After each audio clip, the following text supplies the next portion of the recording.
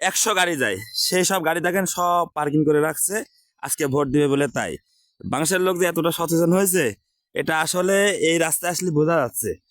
মানে মানুষের ভিতরে কতটা আবেগ থাকলে এইরকম হয় দেখেন, হাজার হাজার গাড়ি এরকম সব পার্কিং করে রেখে দিয়েছে। আর এই দেখেন মিনিটে চলে যে রোডে 100 গাড়ি, আর 10 মিনিট জাম থাকলে 5 কিলো জাম হয়ে যায়। সেই রাস্তা পর্যন্ত দেখেন এটা মাসিও যাচ্ছে না, এত পরিমাণ মানুষের ভিতরে আবেগ। আর আজকে নির্বাচন একদম মানে সকলেই প্রাণ খুলে ভোট দেবে, যে পক্ষেই দিক, কিন্তু সকলেই ভোট দেবে বলে 18 কোটি লোকই আজকে সব বাড়িতে রয়েছে, সব কর্মস্থল টস্থল সব কিন্তু বন্ধ। দেখেন যেখানে মোটর গাড়ি কিন্তু ঈদের দিন পর্যন্ত চলে, ঈদের দিনও এই রাস্তায় দাঁড়ানো যায়, মিনিটে হয়তো 20টা গাড়ি হলেও দেখা যায়। আর সেই মানে সেই ভোটের দিন দেখেন কি অবস্থা, সব গাড়ি পার্কিং করে রাখছে। একটা গাড়ি, একটা ভ্যান পর্যন্ত নাই, আপনারা নিজ চোখে দেখেন।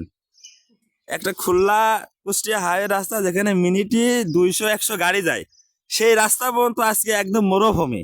মানে আপনি নির্বাচন সম্পর্কে কিছুটা বলেন তো, আপনি যে বিশ্ব রোডে বা দাঁড়ায় আছেন, মানে নির্বাচন সম্পর্কে কিছু বলেন। নির্বাচন যাই হোক আর না হোক, হ্যাঁ। এই জায়গায় এতদিন যাবত থাকে আমি একটা হ্যাঁ। কর্ম করি, কিন্তু জি। রাস্তার পর দাঁড়াতে বা পারাতে আমার ভাগ প্রাণ খুলি রেলি ঘুরি বেড়াচ্ছি মনের খুশিতে।